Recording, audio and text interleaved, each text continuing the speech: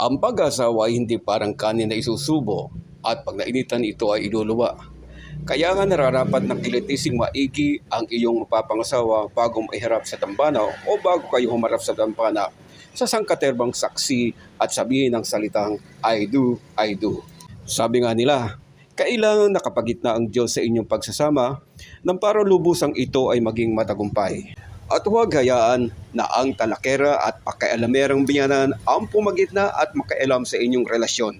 Tsak yun, magkakalat-siletse ang pagsasama ninyo at tuluyang mauwi pa ito sa tuluyang hiwalayan.